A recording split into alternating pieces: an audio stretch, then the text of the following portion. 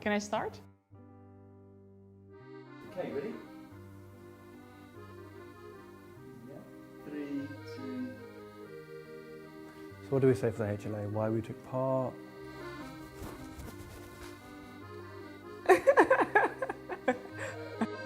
Don't move chin. It's alright, I'm just going to stop. Just when you ended. Don't look away. Yeah, That is not going anywhere. Just another day at the office.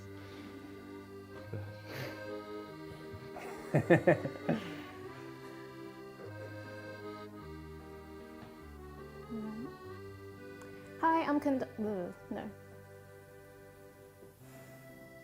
Most important thing is what I've learned from the HLA and adapting it and moving forward and making sure, you know, I make use of it. The reason why I don't know what to say now. If I make a mistake, can I just take a pause and then start again? Yeah, I'm ready.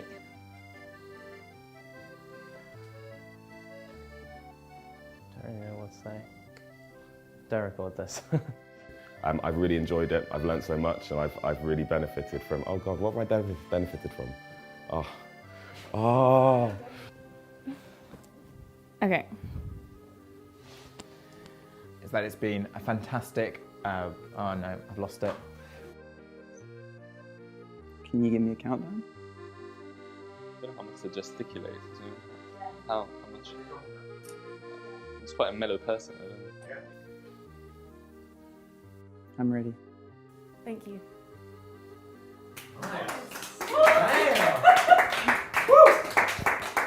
Okay, I think I'll chop and add some things. We're looking forward to seeing you. Bye-bye.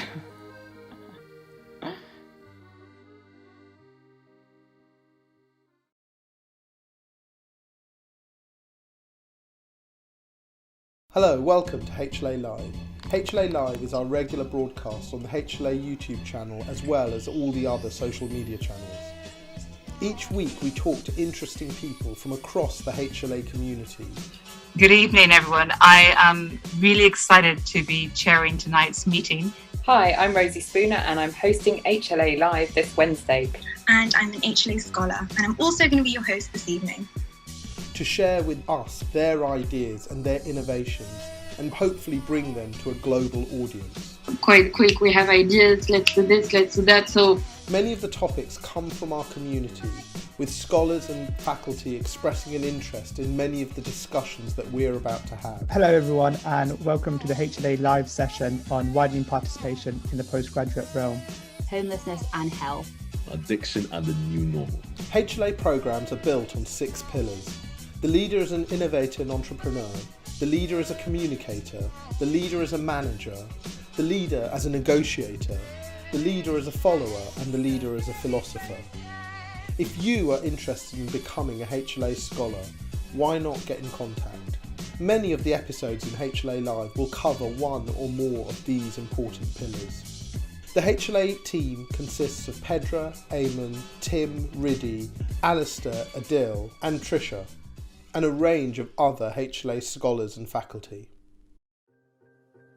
In episode 32 of HLA Live, we're talking about how COVID shaped my leadership journey, hosted by Adelina McLeod. Hello everyone and welcome to this HLA Live episode, looking at leadership and the effects that COVID has had on leadership journeys. I have with me today Dr. Hannah Baird, who is an emergency medicine SD4 trainee. She's currently the National Medical Director Fellow, and she's the Chair of the Faculty of Medical Leadership and Management. Welcome, Hannah. Hi, thanks for inviting us this evening. We also welcome Dr. Simon Fleming, who is a London-based orthopaedic doctor, and he is Vice Chair of the Academy of Medical Royal College's Trainee Doctors Group and a past President of the British Orthopaedic Association. Welcome, Simon. Thank you for having me. And finally, we welcome Dr. Anna Olsen-Brown, who is a Senior Trainee in Medical Oncology based in Liverpool, and she's Chair of the Academy of Medical Royal College's Trainee Doctors Group. Welcome, Anna. Thank you. So to start off this session today, I was wondering whether we could start with Hannah, and if you could just discuss how COVID impacted on your leadership journey so far. Yeah, so I guess thinking about my leadership journey through COVID probably actually started right when COVID started, because I just moved into SD4, which for emergency medicine means running the department overnight. You do things during the day, but that's the kind of big change, and certainly for me the kind of biggest leadership challenge that I'd faced. Despite doing different roles in other settings, that was definitely the most stressful, and starting that at a point where COVID hit was a huge challenge. I think from the first aspect, from a really kind of personal perspective of how I managed myself, I was suddenly very aware that I wasn't just responsible for my own well-being. I was responsible for the department, for the juniors, and kind of physically managing that day to day, and well, night to night. I really kind of induced huge amounts of anxiety in me, which was something that I'd never really suffered or kind of concerned myself particularly with before. And I think the kind of main leadership lesson I learned with that was that actually it's so important to recognise in yourself when you're starting to get a little bit anxious and think about the impact that that's having on other people. I remember one night shift, one of the patients came up and asked for a mask. It was the time where we weren't kind of wearing masks everywhere.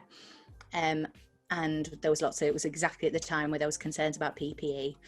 And I was quite sharp with the patient, and I said, no, I'm afraid they're just for medical staff. And then it was one of the juniors who was sat next to me who said, and it's just explained to the patient. I said, actually, it's, at the minute they're just for medical staff. You're in a non-COVID area, it's safe. And just took the time to explain to him. And I felt so ashamed of myself that actually I'd been quite snappy. And it was only after that I started to reflect that that was all the pressure of the situation that was getting to me and really impacting how I was, and as the leader that night and on that department, I kind of would hold myself to a higher accountability.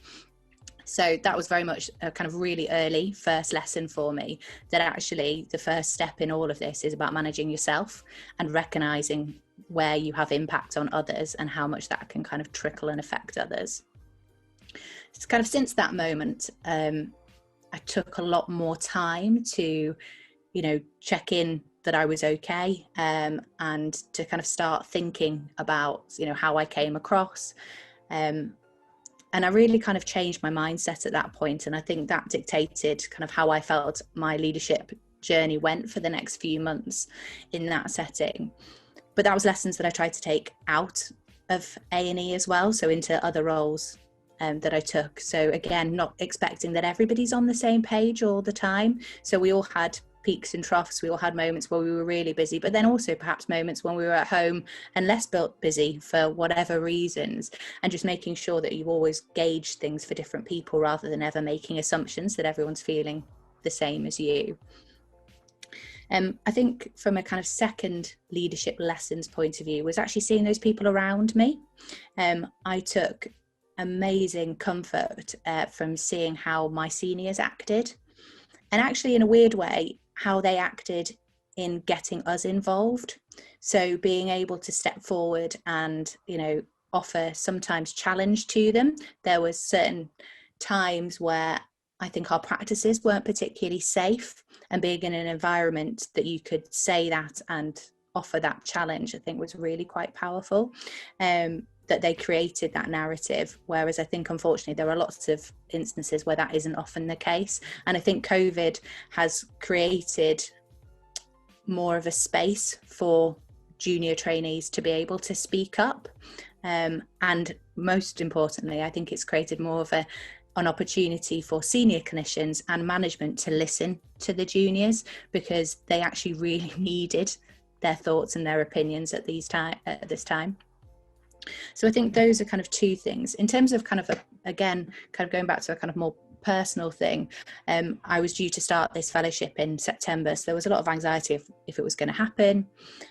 So I've gone from a full-time frontline clinical role to working from home, which wasn't something that I signed up for. So I love being around people, and I personally found it quite challenging suddenly working from home. But again, it's about making sure that you display yourself still in the kind of right way. So even though I hate being on screen, I make sure I have my camera on for every single meeting that I have, because it's polite, and that's the only way that you're going to create those interactions with people. I think again, in terms of kind of lessons from a COVID perspective, is it's really demonstrated how the system works, sometimes where there's flaws in the system, but actually when people can work together, how well they've worked together. And again, that's on a local level that we've seen within departments, but I think we've really seen it across, you know, some of the different organisations. And I think this is where, you know, Anna and Simon will be able to speak a lot more to this, but that kind of more collaborative approach, or certainly it feels has been taken, I think is a real kind of leadership lesson that we all kind of need to move forward. We can't lose the momentum that COVID has outlined in that. And I think, again, going back to kind of more local levels, I think trainees have actually started to understand why there's a need sometimes for some of the governance and systems that are in place.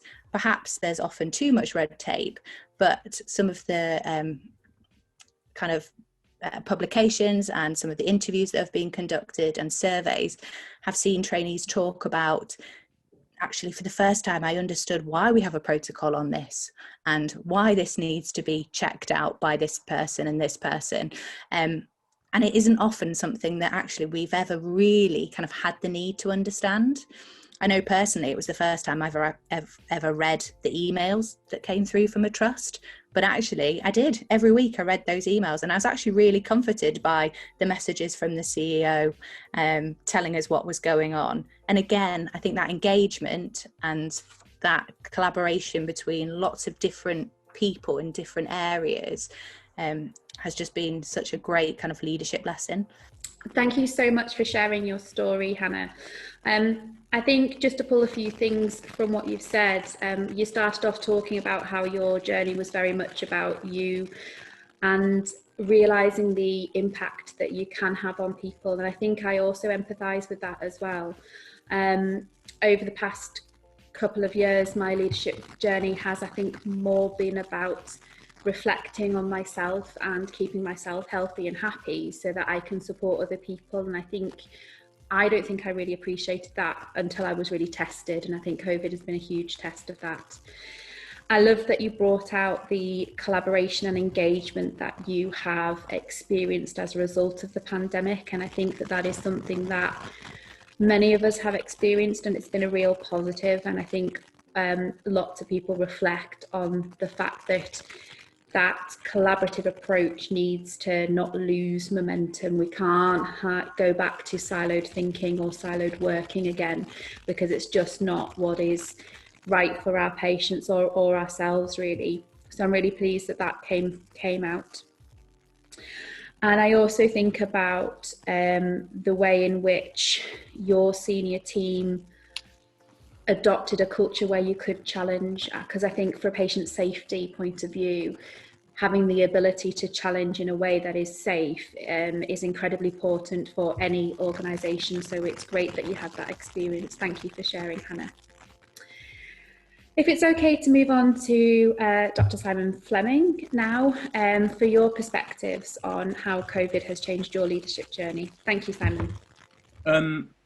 I mean, I guess the first thing to say is to echo a lot of what Hannah said. To be fair, the well-being impact of COVID personally and professionally has just been huge. I was reflecting on this earlier today, speaking to a friend.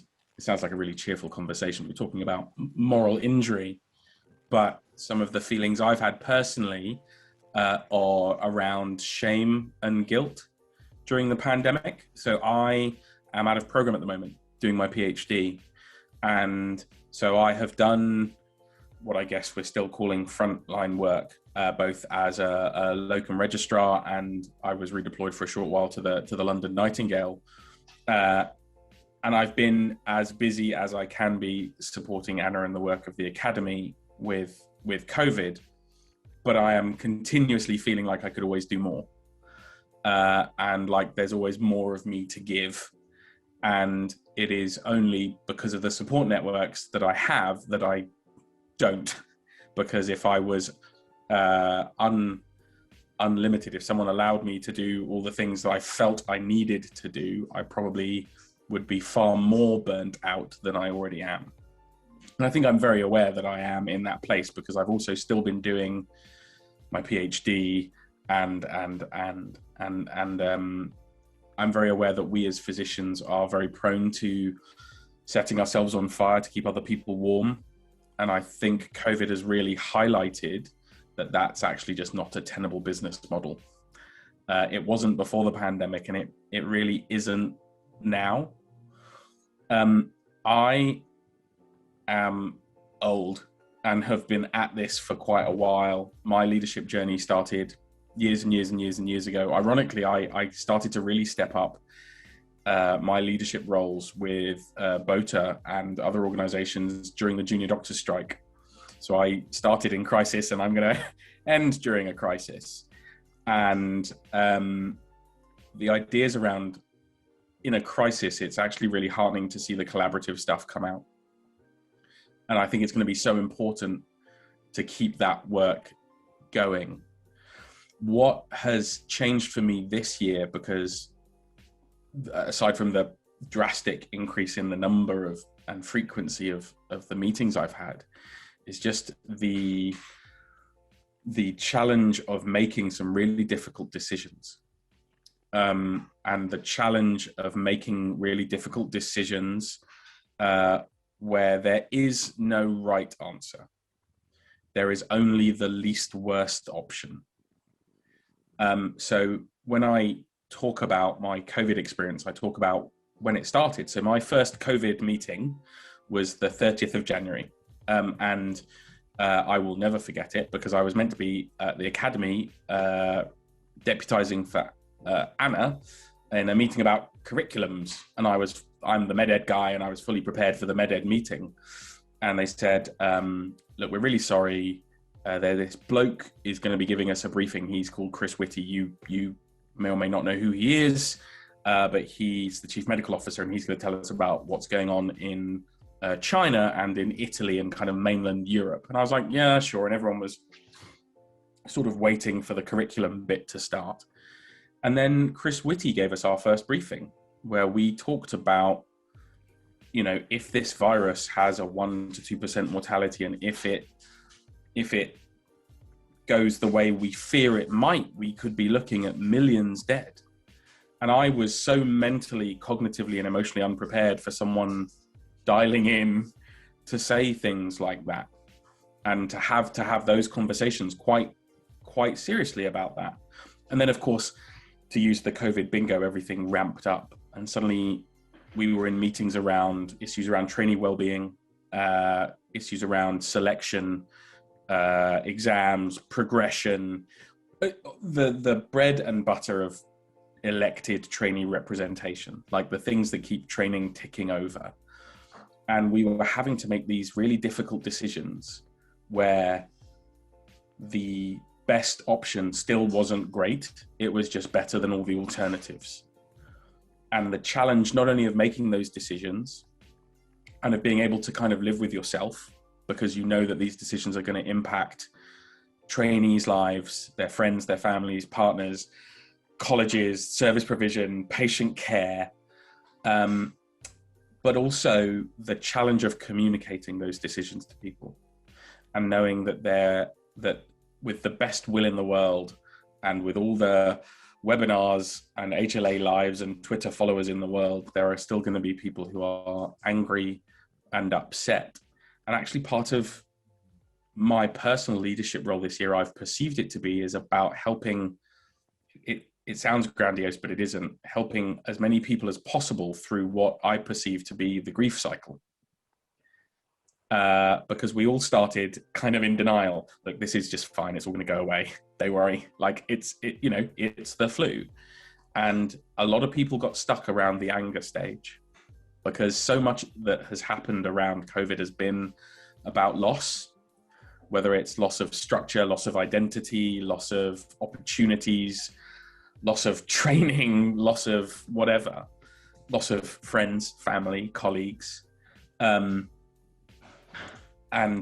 certainly as a trainee advocate, I guess it's been that difficult balance to walk of advocating for trainees when you're in the room, and then communicating that to people who are going through potentially the worst times they will ever experience, and saying, by the way, I'm really sorry, but this is what your exams are going to look like, or this is what your selection is going to look like, and this is why, and I know it's awful, and I'm sorry, and it was the best I could do, and of course there's that bit of like, and even I feel it's not good enough, but I just couldn't do better, with all the will in the world and all the help and support in the world. So there's been a big part of my leadership journey this year that's taught me around communicating, and that sort of vulnerable leadership of just holding your hands up and going, I have done my best, and I have worked with people who are far better and smarter than me, and they have done their best, and it still looks like this. I think that, some of that is just things can't happen because there is a pandemic, and we can't change the fact that there is a pandemic going on. And sometimes as a leader, you have to accept that the win is actually that you've mitigated some of the loss. Yeah. And that's just where you are. And I think as well, for many of us, our COVID journeys, I think, started way before many of our colleagues. I have the date in my phone. Mine started at the very beginning of March, and that's because Anna texted me saying, "What's RCP doing, talking to you about COVID?" And then very quickly emails were sent. I spoke to the president and said, "I think we're going to have to cancel exams and this, that, and the other." And within about 3 or 4 weeks, all of the stuff that I sent on the email, one way or another, was answered. Yeah. And that was really hard. And for me, I think I was told on a Friday evening that the exams were going to be cancelled. I had to sit on that all weekend, couldn't tell anyone. And then obviously the news broke on the Monday, and the best I could do was prepare emails to explain and social media stuff to explain and just help people through. But I do reflect that. I've had great support from colleagues, but sometimes the leadership journey is lonely. Yeah. Can be at times. Yeah, definitely. So thank you very much. I think quite a lot of sobering thoughts in your journey, Simon, but I think really useful to hear, and thank you for sharing those. So finally, to Anna Olsen Brown. Myself and Anna are actually very good friends, and she used to be the chair of the Royal College of Physicians Edinburgh Trainee and Members Committee, which I now chair. So it's an absolute delight to chat to you today, Anna, and just tell us about your journey. Thanks, Addie. So I think it's a privilege to go last in this trio, to be honest. I think there's been some really phenomenal insights so far, and I think one of the things about being a trainee leader, if you like, is that it's a very quick, very fast-paced, evolving job, and it is a job. It requires a degree of professionalism. It requires time, and it's something that you get better at or you develop within during that journey. And we all normally do it as a hobby in our spare time rather than learning how to play golf. So it's one of those things that I think when we started on this journey, I had already been in a number of trainee leadership positions, as I think we all do. And I think, you start out as a young, fresh-faced trainee, starting to do some representation stuff, and over time those roles get bigger and you represent more people and you develop a series of skills.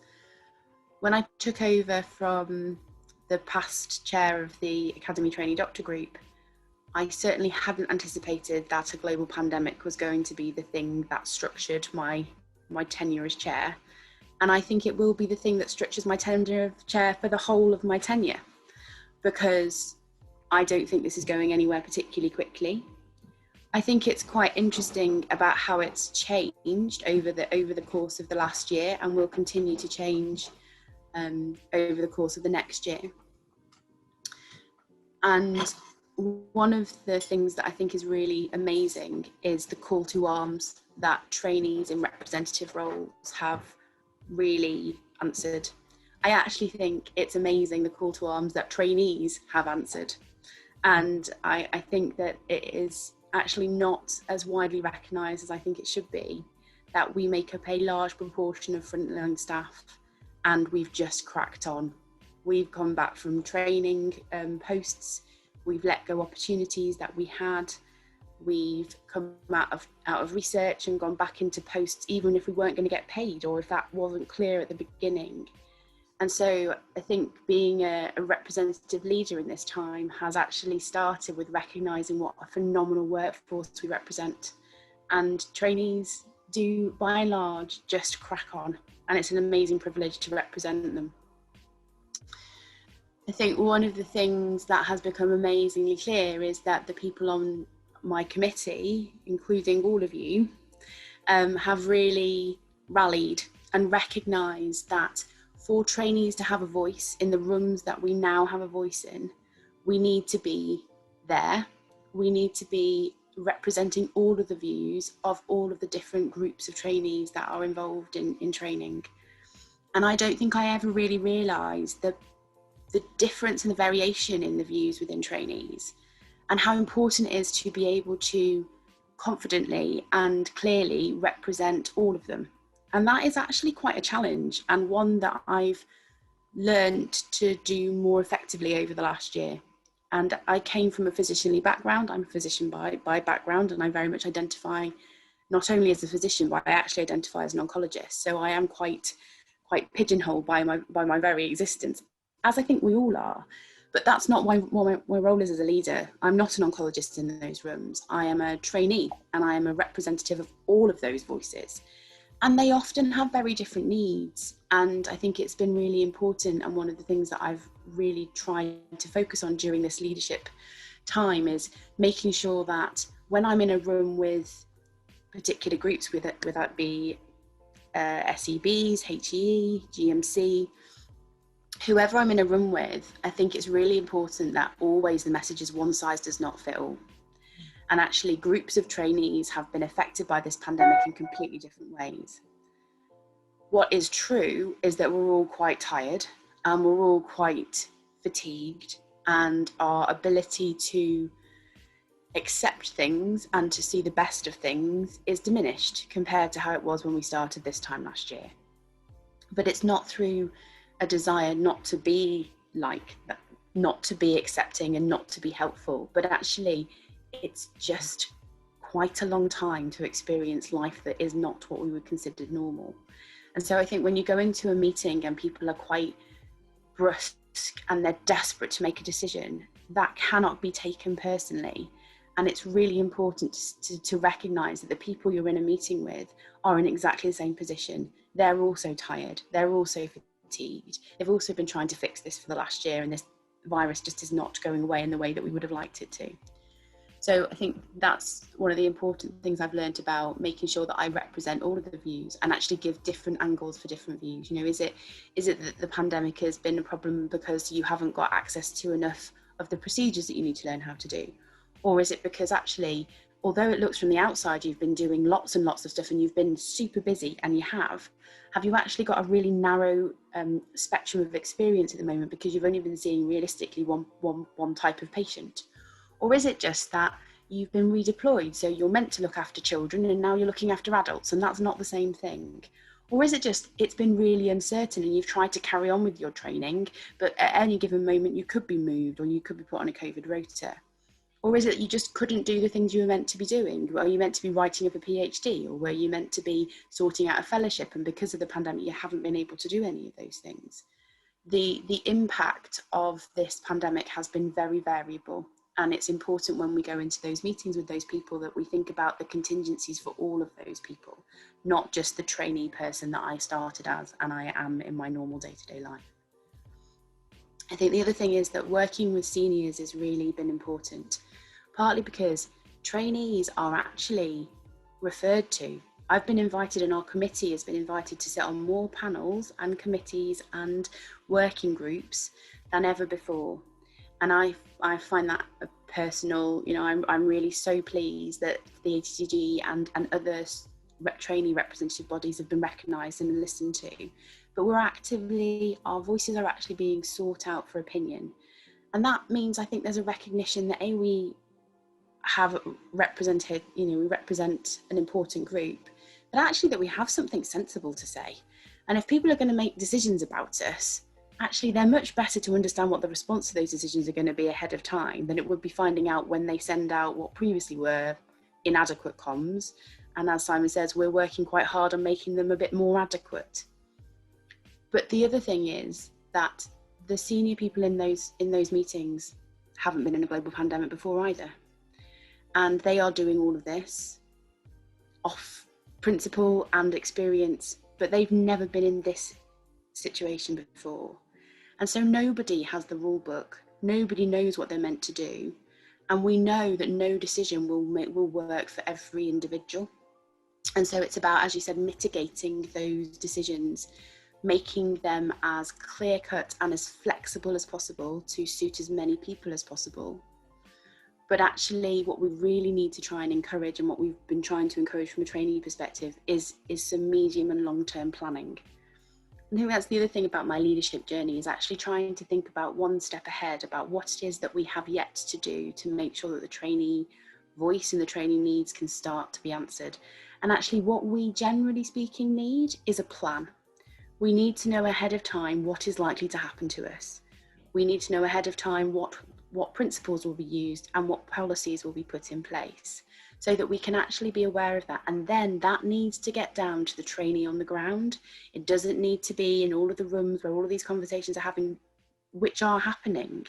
It's actually how that gets conveyed through multiple different routes to the person sitting in a district general hospital in a rural community, and they will know when and where and how they're going to get redeployed, and how this will impact on their ARCP outcomes, and how on earth they're going to sit their exam at some point. So actually that conveyance of information is one of the things that I don't think we've done right yet. I think we are working really hard to make it better.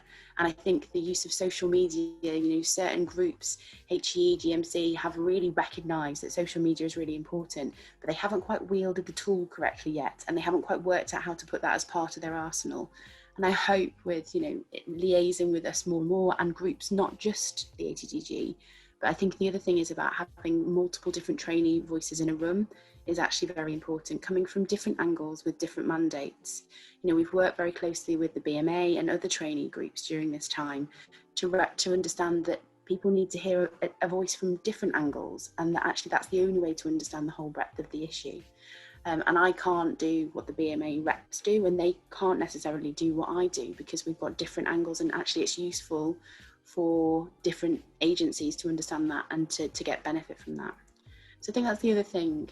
I think my last thing is about, we have to be pragmatic, and it's incredibly difficult to be pragmatic, and supporting trainees to be comfortable and to accept pragmatism is really difficult, because ultimately, because training is such a short period of time that we cram so much into, our lives are probably going to be affected by the pandemic more than any other doctor group in medicine, because actually we are the people that are meant to be in this 5-year training period learning how to be the doctors that we want to be for the rest of our lives. The consultants are tired, they're redeployed, they're exhausted, but they're also consultants in the field they already want to work in. And medical students and foundation trainees have been significantly affected, but actually trainee doctors are the ones that have had potentially 25% of their training moved around or dysregulated as a result of this pandemic. So how we get that back on track and making that a priority, not only for our educational bodies, but also for the government to understand that investing in training and how we do that, and how we work with various different agencies that we liaise with to get that message to be an important one is the other thing about leadership. I think understanding how to raise the role of an institution that I think government just think will just continue to happen.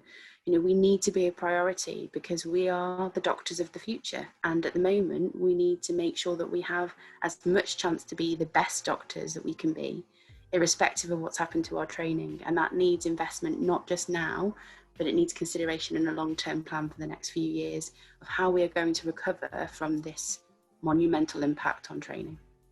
Thank you for sharing your thoughts, Anna. And I'm aware that these discussions are already happening about restoration of training. And there is a conference coming up in September with the Joint Royal College of Physicians, specifically on how we restore training for medical trainees, where we can share ideas and just create a plan for how we do restore training. But I do think that collaborative conversations with government need to happen and need to happen soon. And I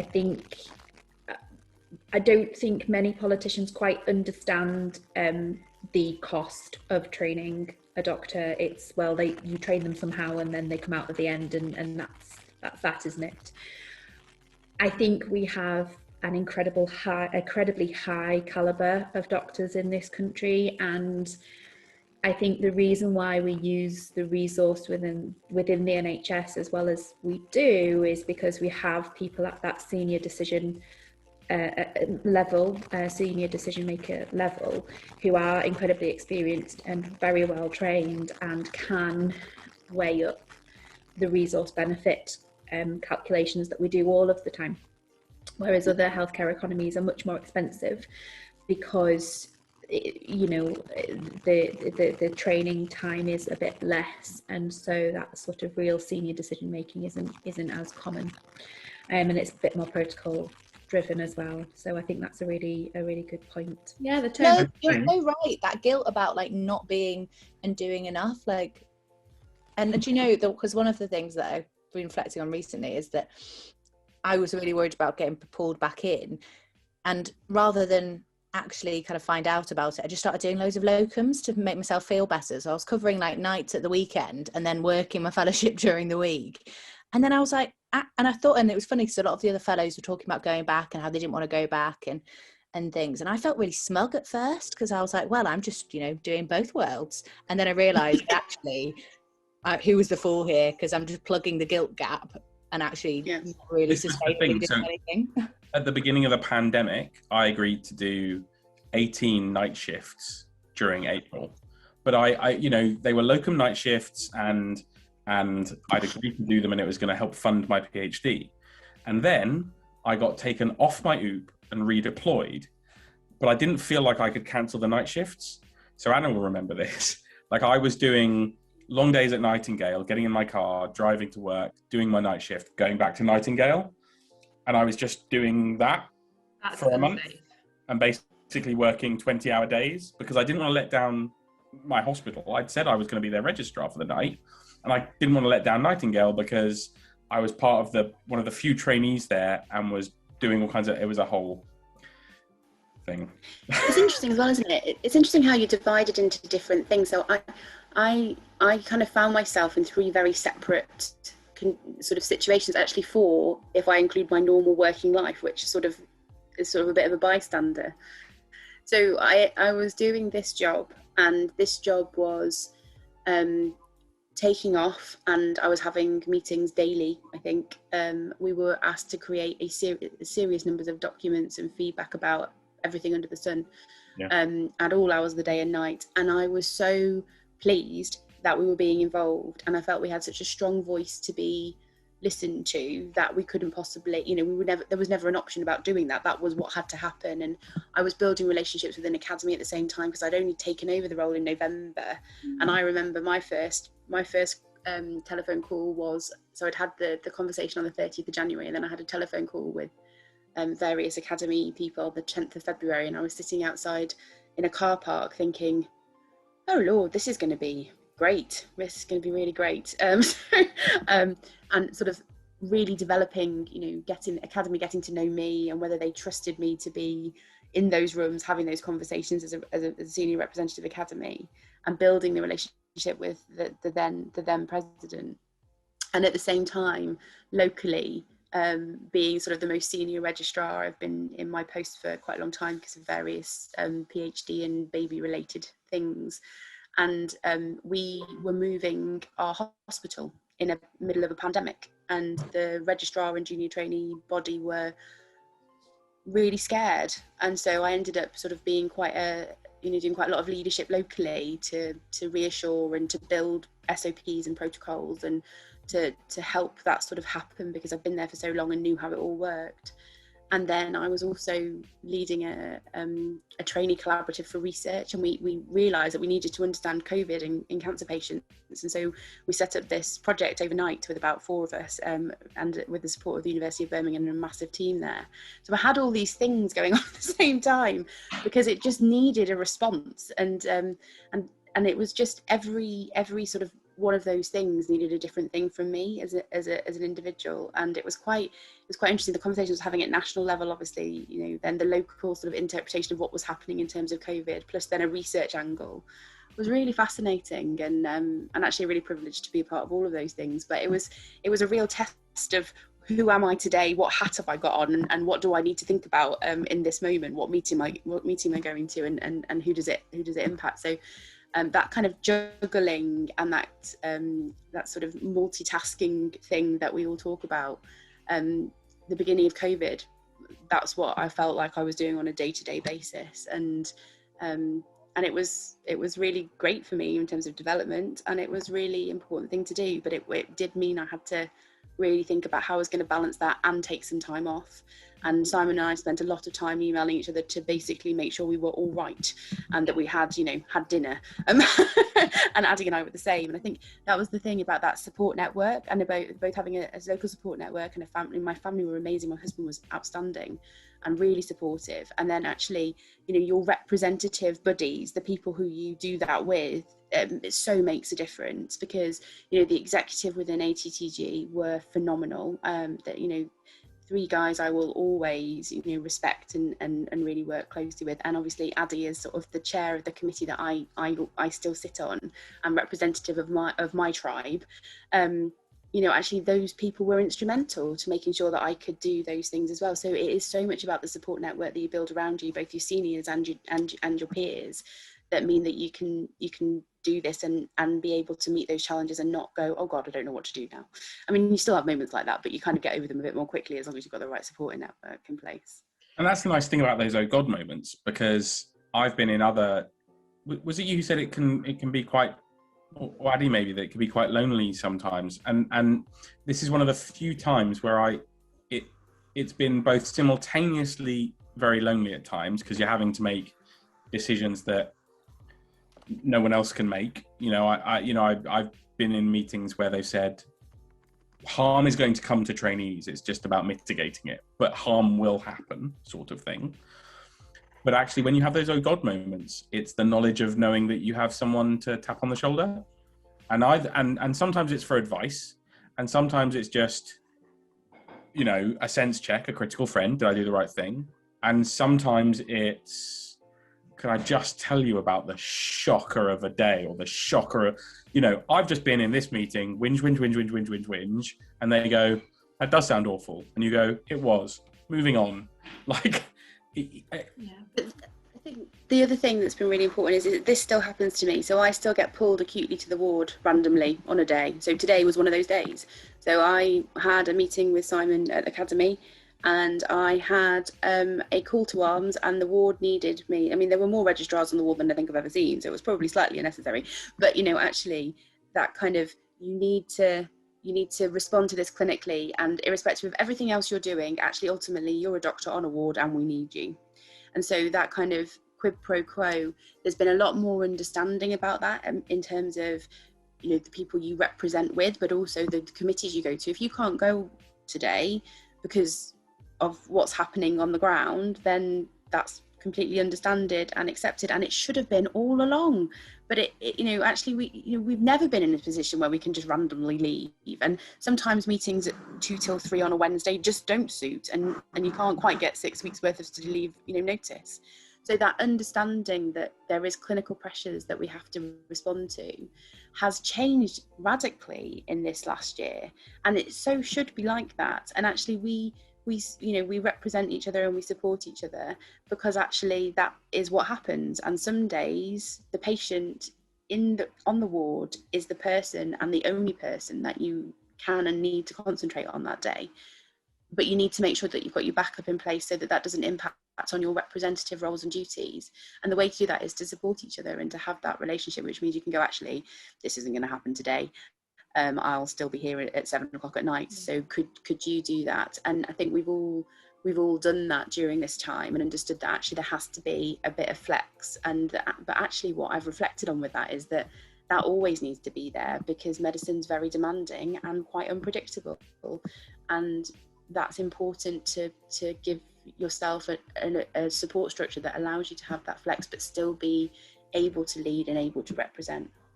I don't actually think, in a weird way, COVID has thrown there's been unique challenges because of the specifics, but actually I don't think the fundamentals of any of it are new, and they shouldn't actually be things that should change in every aspect, from that most basic, it's okay to take a day off if you're unwell.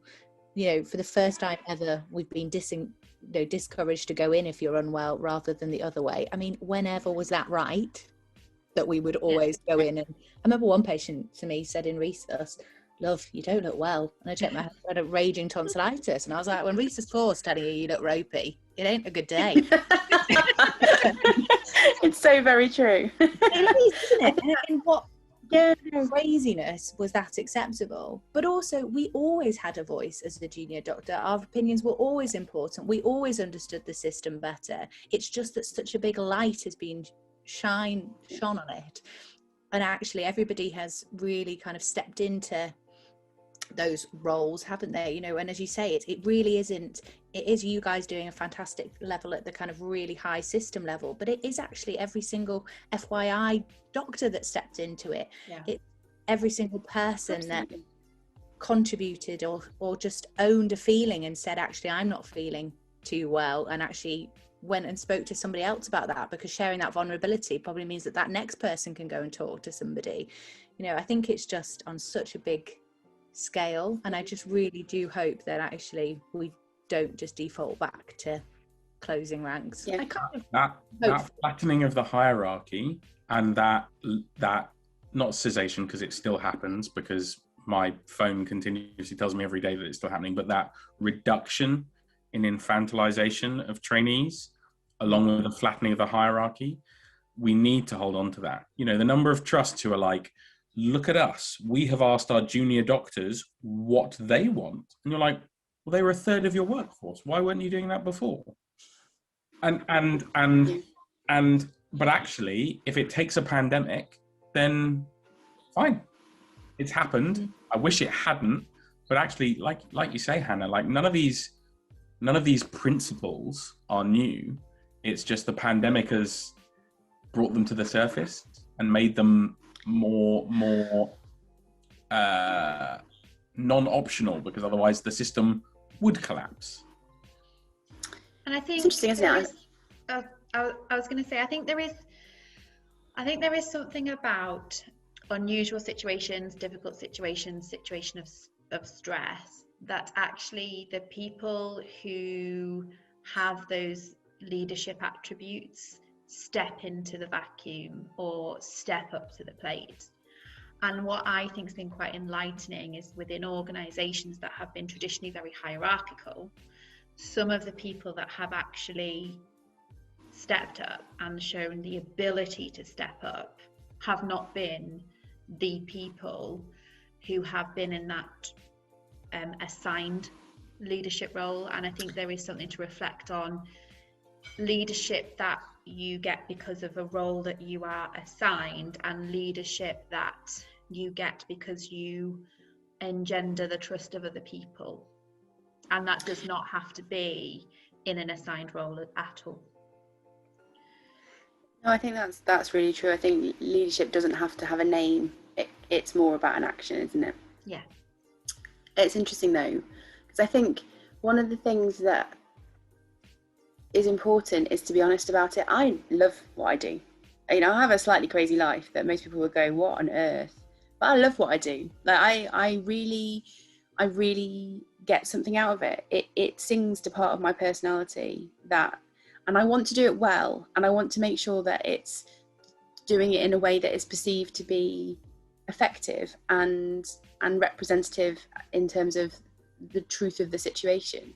But I really enjoy it. You know, I've always really enjoyed it, and I've really enjoyed it at every level, both in terms of geographical and you know, whether it's the granularity of having a conversation about, you know, the right way of running a rota, or whether it's about, you know, what we do about psychiatry recruitment, you know, actually massively different in terms of the stakes in the conversation, but the principles are the same. And I think leaders are showing themselves because they've decided that it's what they need to do to feel like they're doing their bit, and that they enjoy it, and that we want to do it well, and we want to make this frankly highly traumatic time as buffered as it possibly can be.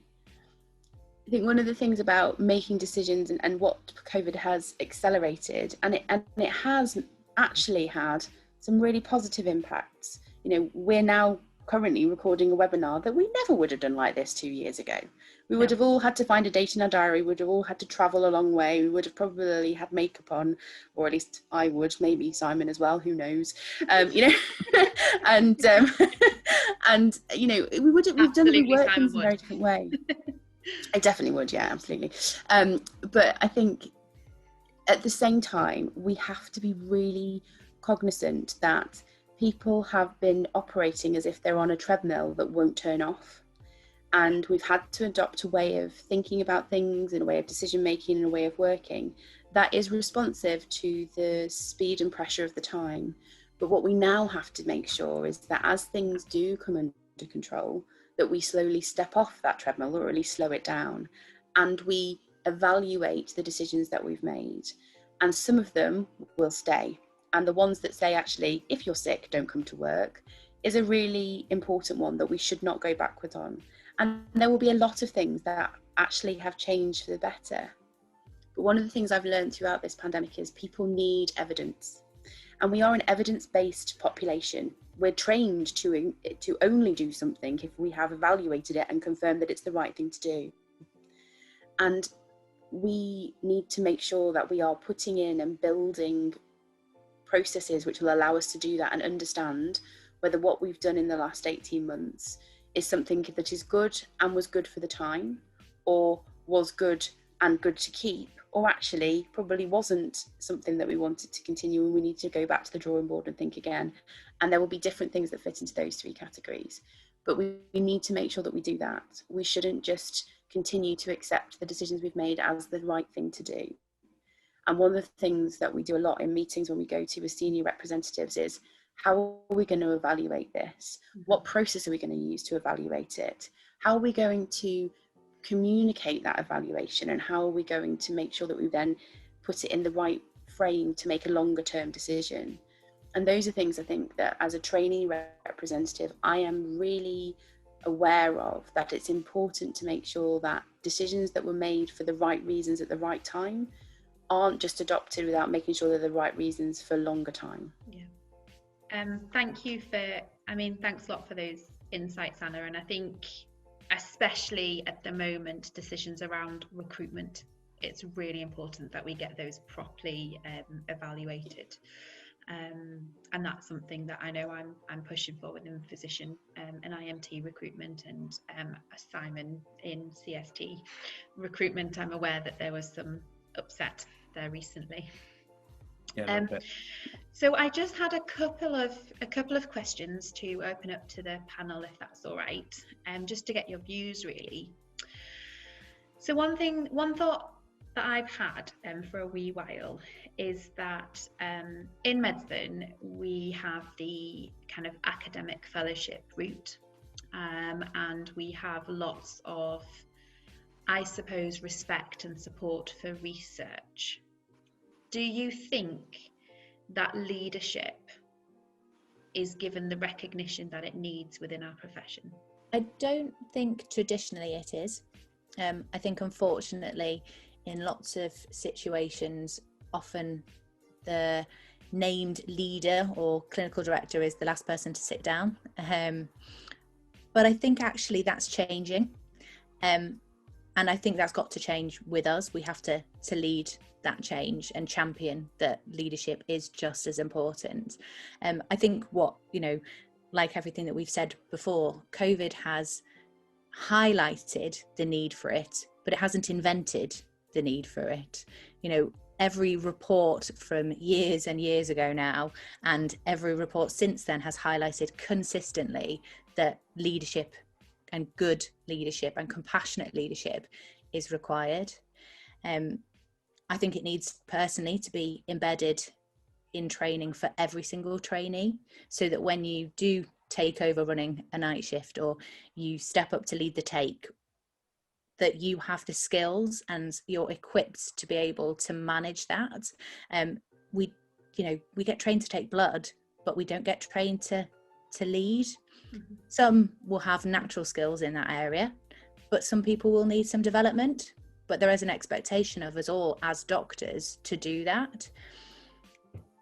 I think then there's people who are naturally more affiliated to take those leadership roles and the trainee representative roles that you guys have, and that's almost like an extra strand, and that should be completely recognised, I think, alongside academic and medical education and the other different strands of medicine, because again, the skills that you bring to that and you learn from that are just as applicable, and actually I would say sometimes maybe more applicable than some of the academic things to your everyday practice as a doctor. And we should be supporting people to have those roles. We've seen Chris Whitty leading, and that is a role. He's a medic and he didn't get there by chance. And actually, why were we not training up a battery of Chris Whittys and people in different roles? Because actually everything that we've said throughout this, and Anna, you said it really clearly, is that we need to be able to influence the system, and we need to be influenced in government, and we need, I think personally, we need medics in those roles, because we can only speak from that medical experience. So it's a bit of a dual function. Mm-hmm. So yes, I completely think it does need to be recognised on that level. Thank you for that. And I know, as when I stepped up to this national leadership role, I initially was 80%. In order to incorporate the role, I went up to 100%. I went up to full-time working in COVID, and it's actually been really hard juggling both. And I think if I was doing academic work, I might have been given the time. So Simon, you are an academic as well as a leader. So what do you think about that? What do you think about that question? Do you think leadership is given the recognition it deserves? Absolutely not. I think, and that's the real problem. And I think it feeds into all the things that Hannah touched on, and quite a few things that Anna touched on. I think leadership is treated much in the same way that education is. It's not really seen as a professionalized role. It's seen as a hobby, a thing you do on the side. I think there's quite a lot of stigma around it, actually, if you're a trainee. I think that once one of my bosses said, if you were in an interview and someone said, well, what do you do? And you said, well, actually, also I'm a leader. Everyone would roll their eyes. But I think there's kind of big L and little L leadership. And I think that's the stuff that people try and get at in, selection and all the rest, but we don't really do it, because everyone has leadership roles in their day-to-day life, professionally and personally. There are times when you take charge in some way. And again, then there's the big L leadership roles, which HLA is involved in, and which all of us on this call are doing something with. And I think people have antibodies still culturally to trainees in those leadership roles. And so it's sort of marginalized and stigmatized a little bit. Like, you know, when you're old enough, when you're a big girl or boy, then you can be a real leader. But right now you're playing dress up as a leader. Mm-hmm. And it's like, well, you know what, actually, the last 12 or 18 months, I would suggest I've been doing it with a capital L. And I, you know, when you look at other organizations and communities where people are having to make leadership decisions, so high stress, high stakes, big capital L leadership decisions, and day-to-day pragmatic, you know, grassroots leadership decisions, they get trained in it explicitly. It is not just role modeling and hidden curriculum stuff. You go on courses and you are taught it, and you are taught how to delegate, and you are taught how to actively listen, and how to negotiate, and how to collaborate, and you are taught the bad kinds of leadership, you know, and the different styles, and when one style works and one style doesn't. And we're really not there yet, because again, much like education, which is my field, there is this perception that it's just kind of something we should all be able to do. Mm-hmm. You know, everyone should just be able to teach and lead, right? Because it's easy, because it's just teaching and leading. Mm-hmm. Like, yeah. And it's really not. Yeah, and I think that, you know, organisations like the HLA and the Faculty of Medical Leadership and Management are trying to the voids that they're trying to fill, and I think they are doing great work. But it's about disseminating it to all trainees and doctors and non-training doctors, and actually your healthcare assistants can be fantastic leaders. I have definitely worked on wards where the healthcare assistant literally runs the ward, and nothing happens without their knowledge or say so. So, you know, it doesn't take a role to be a leader. It is, I think, attributes that you have. Any final thoughts or comments, Anna, on that question? So I think absolutely that leadership is difficult to quantify. And I think that is the reason why recognition is difficult. Unless you are in a specific role and you can say you've done X for X amount of time, it becomes easier at that point. But I think one of the things that we really need to be aware of is that leadership is different things to different people. And you can be a leader. So my 5-year-old, most definitely the leader of my household, without a shadow of a doubt, closely followed by my basset hound. Definitely, I am well down the pecking order of leadership at home. But, you know, actually, there are so many different things. And not every trainee, not every doctor wants to be a leader. And not every trainee, not every doctor wants to be an educator. And you don't have to be if you don't want to be. But I think one of the things about getting leadership skills is it builds your confidence. And we have a lot of conversations in medical development and medical training about competence, not confidence. So often there's this conversation about, well, what if a trainee doesn't feel ready to progress through their training years? And what's often returned when we have that conversation is, well, yes, but they will be competent, they just won't feel confident. And that means that they should progress. And I feel like the thing that we're missing in that discussion is, if you are competent, you should be empowered to feel confident. And actually leadership skills sort of really speak to that part of you. They're the bit that you have to sit in a room and take a deep breath and go, I am definitely the most junior person in this room, but I do know what I'm talking about with regards to this particular issue. And whilst this person has been in medicine for 50 years and I've been in it for 5 years, they haven't been a trainee for 45 years. So therefore I actually am, I am the expert in the room about this particular situation. And it also teaches you transferable skills about things like how to, political awareness is really important, not in terms of the government and what they're doing, but how politics works in a room and in an agency and in a relationship. And that's a really key leadership skill, to understand how to navigate that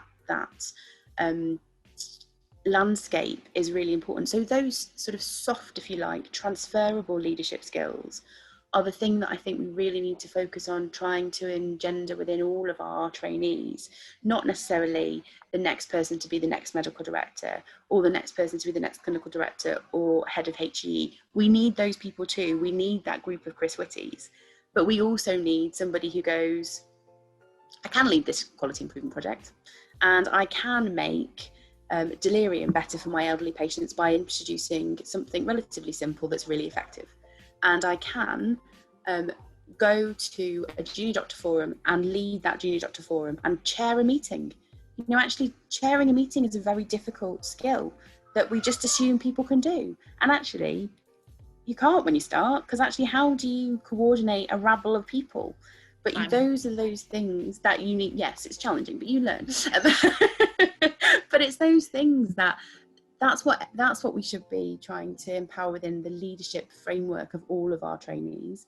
And then those that really like it and really enjoy it are the ones that then will want to take it further. But to lose the pleasure and enjoyment and to make it a grind means that, yeah, you're right. The person who is the clinical director is the one that didn't leave the room quick enough, because there's no joy in leadership quite often. It all just feels like hard work and stress and complaints and difficulty.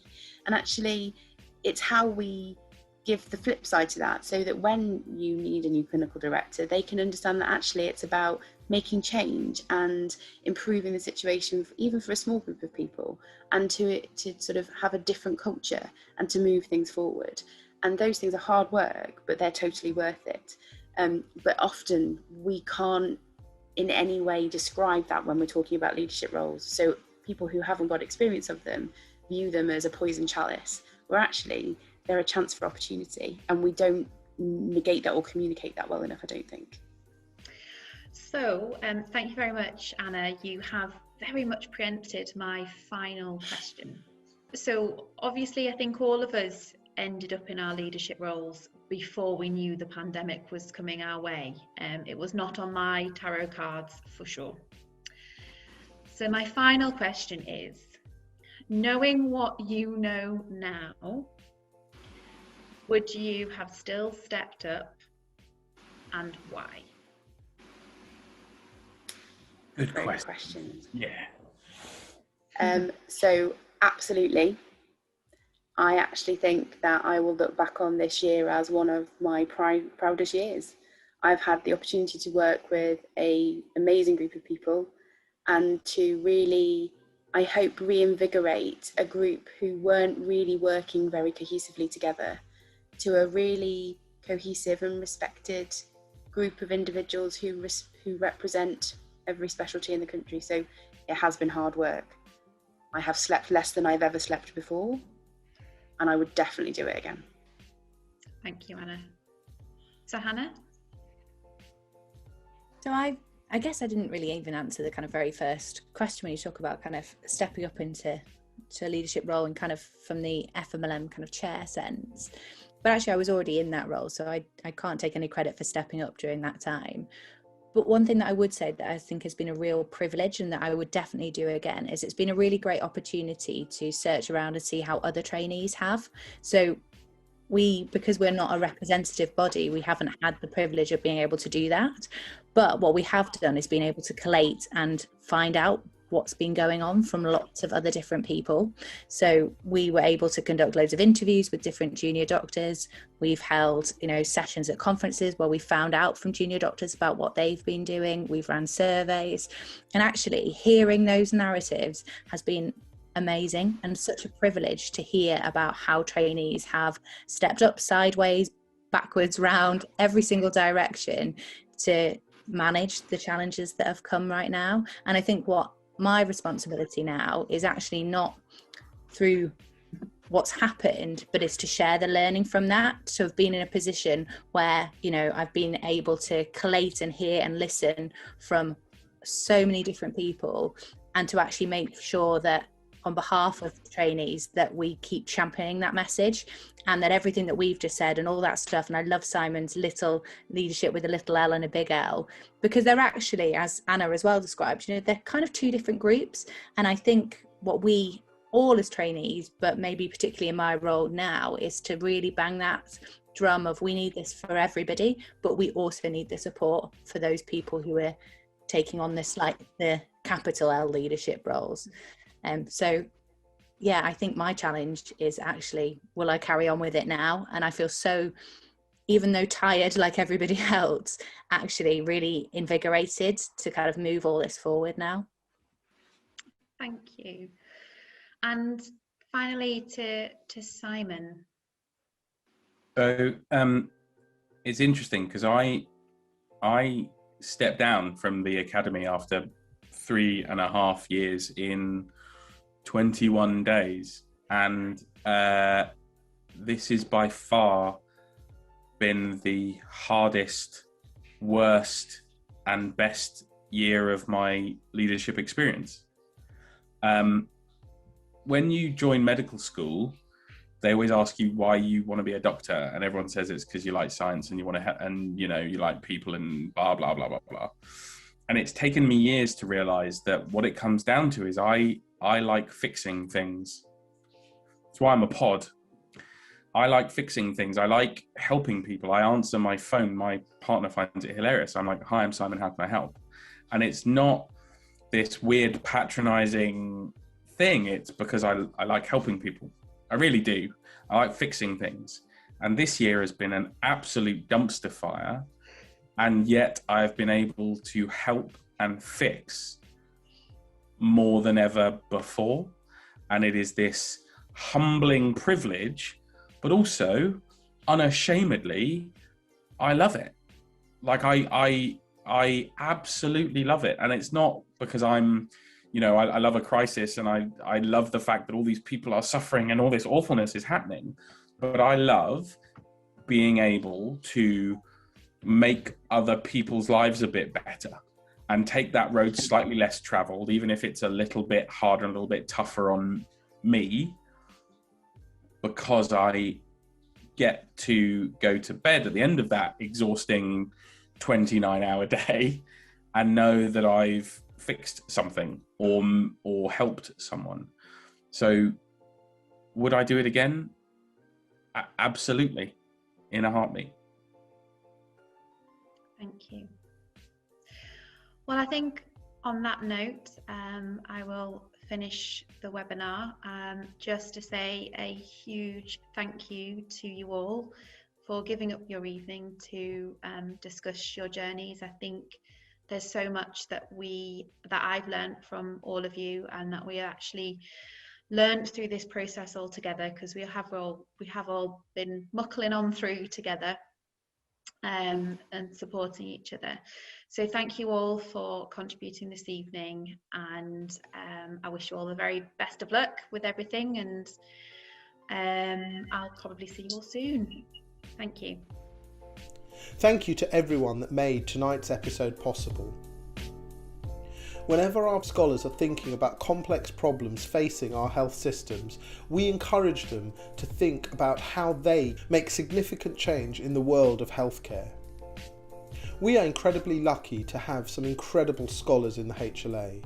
They use the HLA as a platform to take their ideas and bring them to fruition. If you are interested in the work of the HLA, why not join us at one of our future HLA events? Why not join one of our programs?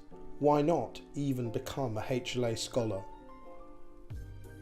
Thank you for joining us. My name is Johan Marliner, the director of the HLA, and it's a good night from all of us.